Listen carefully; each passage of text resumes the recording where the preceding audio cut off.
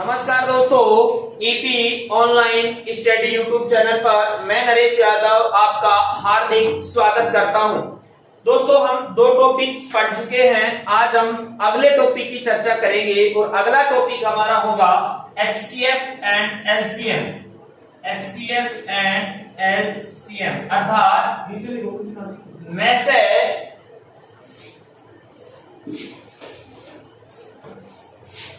HCF and LCM अर्थात में से व लेस।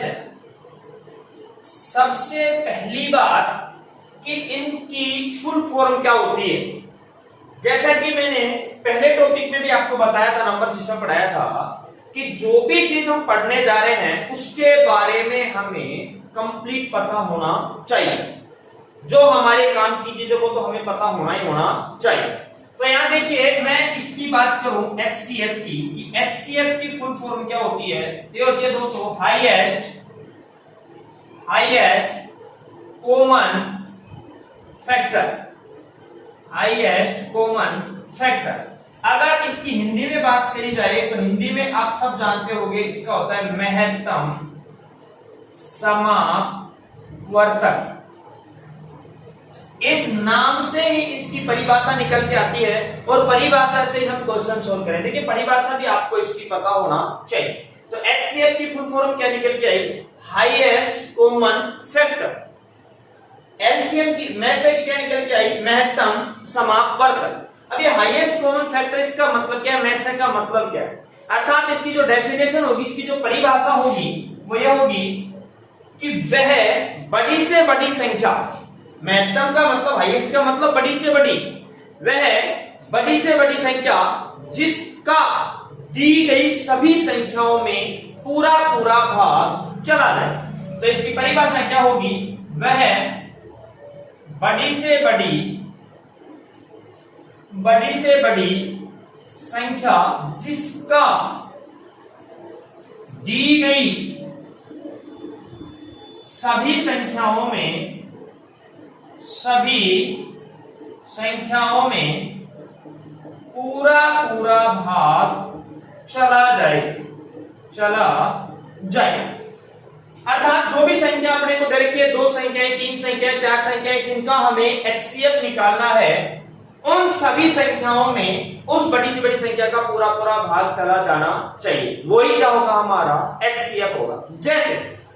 जैसे मैं बात करूं, मैंने लिया ये 2 और 4, इसी की बात मैं कर लेता हूं। तो 2 और 4 का HCF में निकालने जा रहा हूं, में से में निकालने जा रहा हूं। तो इन दोनों में से अपने को वह बड़ी से बड़ी संख्या सेलेक्ट करनी है, चूज करनी है, जिसका इन दोनों में पूरा पूरा भाग चला जाए। तो देखिए, में से निकालने का तरीका क्या होता है, एक बार सिंपल ऐसे देख लीजिए कि समान पाड़े का, कॉमन पाड़े का भाग यहां जाना चाहिए। कॉमन पाड़े का भाग जहां नहीं जाता वहीं आपको क्या होना है? रुक जाना है। तो यहां देखिए, हम सबसे पहले देख पा रहे हैं कि 2 का भाग इसमें भी जा रहा है और 2 का भाग इसमें भी जा रहा है। तो पहले मैं 2 का भाग लगाऊंगा, तो यहां 1 बार गया, यहां 2 बार गया। बताइए, आगे कोई कॉमन पाड़े का भाग जा रहा है क्या?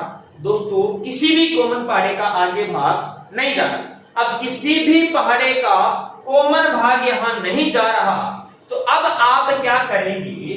अब आप जो आपका यहां आया, यही क्या होगा? आपका HCF। यानी आपका जो HCF है वो क्या आया? 2। अब आप यहां कह सकते हो जब आपने कहा था कि बड़ी से बड़ी संख्या, तो यहां देखिए 2 और 4 में जो सबसे बड़ी संख्या है वो क्या है? 2 है। आप ये मत कहना साहब 2 और 4 में तो 4 बड़ी है। दोस्तों नहीं, मैं इन दोनों की बात कर रहा हूं, और इन दोनों में 2 और 4 में जो सबसे बड़ी संख्या हमारी है वो 2 है, जिसका दोनों में पूरा पूरा भाग जा रहा है। देखिए कैसे, HCF क्या आया आपका? 2 आया। HCF 2 आया, तो आप इस 2 में 2 का भाग लगा सकते हो क्या? बिल्कुल जा रहा है पूरा पूरा। 4 में भी 2 का पूरा पूरा भाग जा रहा है, बिल्कुल जा रहा है। तो पूरा पूरा भाग जा रहा है, तो यही हमारी क्या हो गया? HCF। बड़ी से बड़ी संख्या होनी चाहिए। ऐसे एक उदाहरण हम और लेके चलते हैं। एक उदाहरण हमने और लिया, परिभाषा से ही हम HCF निकाले। एक नेक्स्ट एग्जांपल की अगर बात करें, नेक्स्ट एग्जांपल लिया मैंने 12, 15 और दोस्तों ले लिया 36, ये लीजिए। और इनका निकालना है का HCF क्या होगा, का HCF क्या होगा। पहले हम बेसिक इंट्रोडक्शन के बारे में बात कर रहे हैं, फिर क्वेश्चन एग्जाम में किस तरीके की पूछा तो उन पे भी हम चर्चा करें। तो 12, 15 और 36 का HCF क्या होगा, इस पे हम चर्चा करने वाले हैं। तो देखिए दोस्तों, वही काम वही प्रक्रिया कि 12, 15 और 36 का क्या निकालोगे, HCF निकालोगे। तो HCF जब हम निकालते हैं, मैंने आपको बताया HCF में ध्यान रखना है कि जो भी संख्याएं दे रखी हैं उसमें कॉमन होना चाहिए, कॉमन फैक्टर होना चाहिए, कॉमन चीज होनी चाहिए, उसी का भाग लगाएंगे। तो यहाँ 12 में 2 का भाग जाता है बिल्कुल, 36 में 2 का भाग जाता है, लेकिन 15 में 2 का भाग नहीं जाता, इसलिए हम 2 का भाग नहीं देंगे क्योंकि कॉमन का जाना चाहिए। जबकि यहाँ 2 का नहीं जाए तो हम अगले वाले की बात करते हैं। अगला जो हमारा है वो 3 है, हम 3 की बात करते हैं। मैंने 3 का भाग दिया क्योंकि 3 का भाग 12 में भी जाता है, 15 में भी जाता है और 36 में भी जाता है। तो 3 का भाग दिया मैंने, 3 चौक 12, 3 5 15 और यहां दिया तो 12 दिया 36। अब ये चीज निकल के आई सामने 4, 5 और 12। अब यहां देखिए 4, 5 और 12 में 3 का भाग जाता है क्या दोस्तों, कॉमन पहाड़े का किसी का भी भाग नहीं जाता है। आपको ध्यान हो तो मैंने आपको पढ़ाया था भाज्य और अभाज्य, उसमें बताया था 5 एक अभाज्य संख्या है और अभाज्य संख्या में केवल खुद का ही भाग जाता है, इसके अलावा किसी अन्य संख्या का भाग नहीं जाता। तो 5 का ही जाएगा, यहाँ 5 का जाएगा, तो यहाँ और आगे भाग नहीं जा रहा। तो हमारा जो आंसर है HCF है वो क्या निकल के आया दोस्तों, हमारा HCF निकल के आया 3। अब देखिए ये जो 3 है ये इन तीनों में सबसे बड़ी संख्या है जिसका भाग इन तीनों में पूरा पूरा जाएगा। अब इसी को एक और तरीके से मैं आपको करना बता रहा हूं, देखिए हालांकि ये एक सिंपल तरीका है, फिर भी कई लोग ऐसे भी करते हैं, उसको भी बाकी सिंपल तरीका यही है। इस 12 के पहले अभाज्य गुणनखंड कर लो और अभाज्य गुणनखंड ज्ञात कैसे करते हैं वो मैं आपको पढ़ा चुका, इसलिए बार बार मैं कहता हूं कि आप पहली क्लास से देखना शुरू करिए।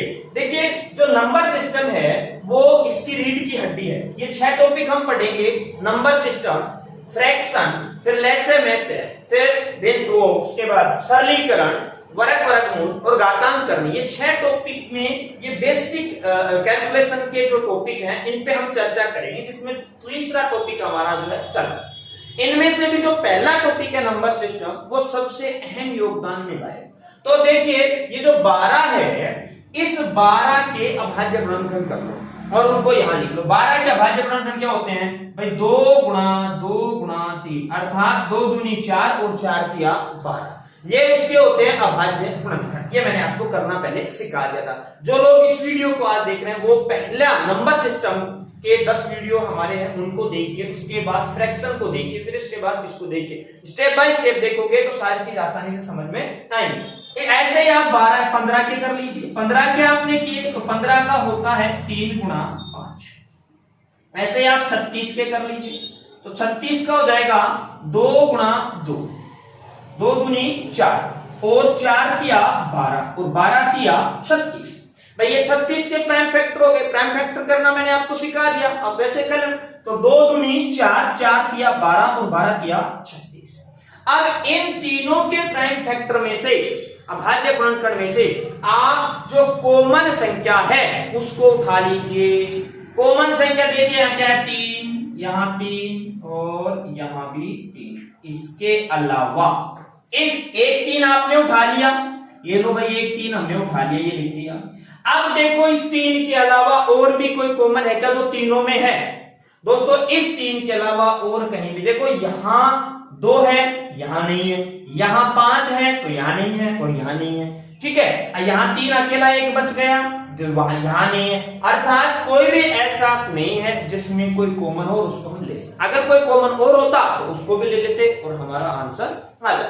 तो HCF ऐसे भी आप निकाल सकते हैं और जो पिछला तरीका मैंने बताया था वैसे भी आप निकाल सकते हैं। अब उसके बाद नंबर 2 की हम बात करें कि अगला सवाल की हम बात करें, ये हम अभी HCF की बात कर रहे हैं, फिर उसके बाद हम LCM की चर्चा करेंगे, फिर उसके बाद इनके कॉमन क्वेश्चनों की चर्चा करेंगे कि क्वेश्चन किस तरीके से परीक्षा में पूछे जाते हैं। अब देखिए एक सवाल और लेता हूं दोस्तों, एक क्वेश्चन और लिया मैंने। क्वेश्चन ये है, सिंपल सा क्वेश्चन, देखिए क्वेश्चन ये है दोस्तों, ए व बी दो अभाज्य संख्याएं हैं, अभाज्य संख्याएं हैं, तो इनका HCF होगा, इनका HCF होगा। ऐसे क्वेश्चन लिख के आएगा तो उसको सोल्व करना है कि ए और बी दो प्राइम संख्याएं हैं, अभाज्य संख्याएं दोनों, और इनका HCF क्या होगा। दोस्तों मैं ऑप्शन लिख देता हूं। पहला ऑप्शन है संख्याओं का गुणनफल, संख्याओं का गुणनफल। दूसरा ऑप्शन है संख्याओं का भागफल। तीसरा ऑप्शन मैंने लिख दिया एक, और चौथा लिख दिया दोस्तों नन ऑफ दिस, या कैन नॉट बी डिफाइंड, यानी हम पता नहीं लगा सकते। ठीक है, चार ऑप्शन लिख दिए कि संख्याओं का गुणनफल, संख्याओं का भागफल और एक और नन ऑफ। तो यहाँ ए और बी दो अभाज्य संख्याएं हैं। इसको एक उदाहरण से हम समझते हैं। अभाज्य संख्या मान लो मैंने ले ली 2 और 3, ये 2 और 3 जो हैं ये अभाज्य संख्याएं हैं। इन अभाज्य संख्याओं में जो कॉमन फैक्टर है वो क्या है, एक है। भाई कॉमन किस पारे का भाग जा रहा है, केवल एक पारे, एक का। देखिए यहां एक का भाग जा रहा है, 2 और 3 में केवल इसका किसका भाग जा रहा है, एक। एक के अलावा किसी और का भाग जा रहा है क्या, नहीं जा रहा। तो मैंने अभी बताया कि कॉमन पारे का भाग जाना चाहिए, कॉमन फैक्टर एक है, तो कॉमन यहाँ फैक्टर क्या हो गया, एक। तो इसका आंसर क्या आ गया, एक। तो कभी भी कंफ्यूज मत होना। इस प्रकार का सवाल आ जाए कि साहब ए और बी दे ही नहीं रखा संख्या नहीं दे रखी, तो हम पता कैसे लगाएं, ऐसे लगा दोगे। कि ध्यान रखना अभाज्य संख्याओं का HCF, ये याद रखना ये बात, अभाज्य संख्याओं का HCF हमेशा क्या होता है, एक। चाहे वो 2 हो, चाहे वो 3 हो, चाहे वो 5 हो, चाहे वो 100 हो, अगर सारी अभाज्य संख्याओं का HCF क्या होगा, एक। मान लो लगातार अभाज्य संख्या लिखते हुए ये कहते कि 1 से 100 तक अभाज्य संख्याओं का HCF क्या होगा, क्या पूछ लिया, 1 से 100 तक की अभाज्य संख्याओं का HCF तो क्या होगा दोस्तों, एक होगा। ये नोट डाल के लिख लेंगे ये बात कि सभी अभाज्य संख्याओं का, सभी अभाज्य संख्याओं का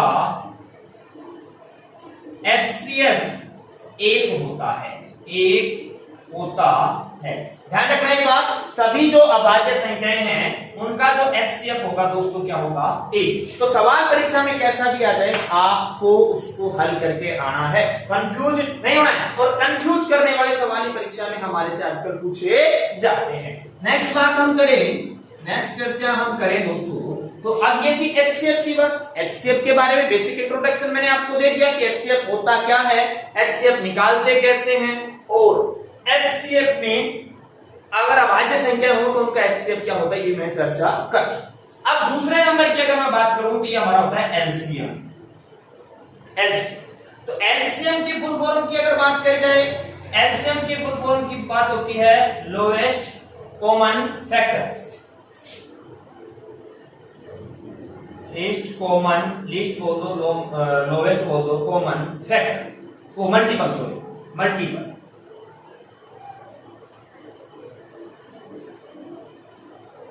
लीस्ट कॉमन मल्टीपल या लोवेस्ट कॉमन मल्टीपल। तो ये होता है आपका LCM का फुल फॉर्म। उसके बाद इसका लेस है, तो लेस है का मतलब, लेस होता है वही आपका लघुत्तम समापवर्तक।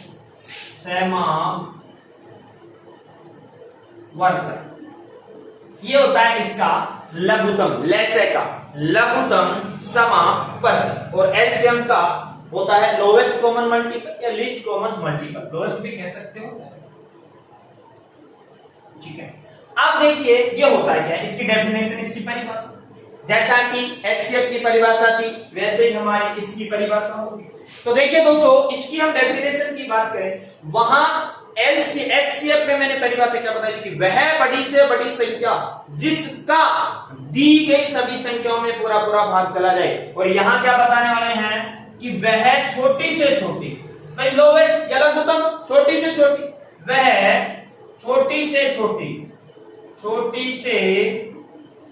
छोटी संख्या जिसमें, वहां था जिसका यानी उस संख्या का, यहां जिसमें यानी संख्या में, जिसमें दी गई सभी संख्याओं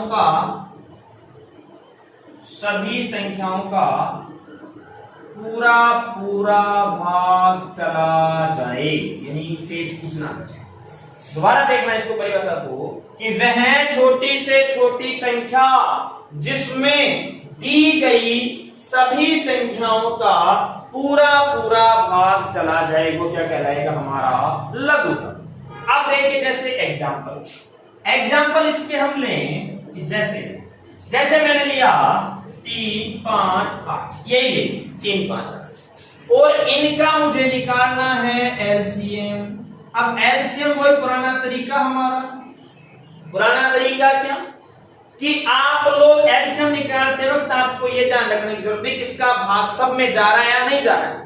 अगर एक भी संख्या में जा रहा है तो उसमें आप लगाइए उस संख्या का भाग, 2 में जा रहा है तो भी लगाइए, 3 में जा रहा है तो भी लगाइए। ऐसा सोचने की जरूरत नहीं कि साहब 2 में नहीं जा रहा है, 1 में जा रहा है तो हम लगाएंगे, वो एचसीएफ में सोचना, एलसीएम में ऐसा नहीं सोचना। तो यहाँ सबसे पहले अगर छोटी छोटी संख्या 2 है तो 2 का भाग जा रहा है तो लगाओ आपने देखा 3 में नहीं जा रहा, 5 में नहीं जा रहा, लेकिन इसमें जा रहा है, 2 चौका 8, ये 2 7। इसके बाद यहाँ देखिए आगे अभी 2 का जा रहा है, तो 2 का जा रहा है, 2 का लगाया हमने, ये 2 7, ये 3, ये 5 और ये आपका क्या आ गया, ये क्या था। उसके बाद फिर हमने 2 का लगाया, जा रहा है, तो ये 3, ये 5 और ये 1। अब 3 का जाएगा तो यहाँ 1 और यहाँ 5। अब 5 का जाएगा दोस्तों तो यहाँ 1, यहाँ 1 है। जब तक नीचे 1 1 नहीं आ जाए, जब तक आपको लगातार भाग लगाते रहना जिसका भी चाहे उसको। तो यहां देखिए अब ये जो आए इनका गुणनफल ही हमारा क्या होगा, लघुत्तम होगा। देखिए क्या, 2 गुणा 2 गुणा 2 गुणा 3 गुणा। जब आप इसको कैलकुलेट करोगे तो 5 दिया 15, 15 दूनी 30, 30 दूनी 60 और 60 दूनी 100। ये 120 जो है ये क्या आया आपका, ये 120 दोस्तों आया आपका एलसी। बात समझ में आई क्या, कि यहाँ जो एलसीएम आपने निकाला कैसे, कि यहाँ कॉमन पाड़े का भाग जाए कोई जरूरी नहीं है।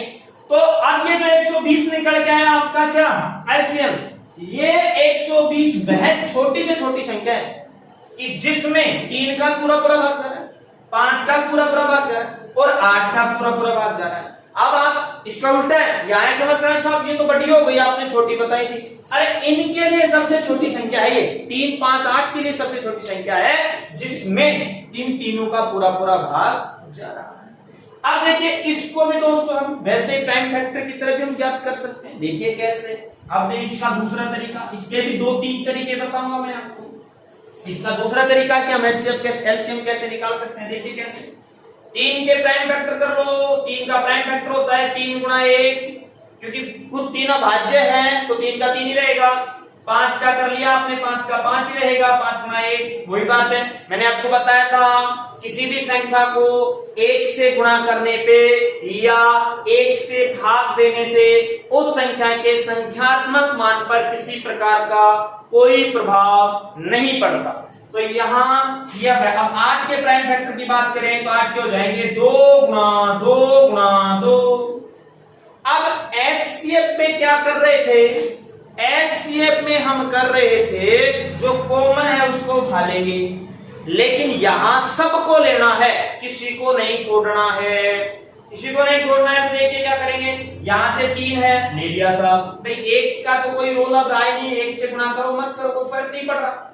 5 को ले लिया साहब और यहाँ ये 2 गुणा 2 गुणा 2 इन सबको ले लिया साहब। तो गुणा करेंगे तो वही 5 दिया 15, 15 दूनी 30, 30 दूनी 60 और 60 दूनी 120। ये आपके पास क्या आ गया दोस्तों, एलसीएम।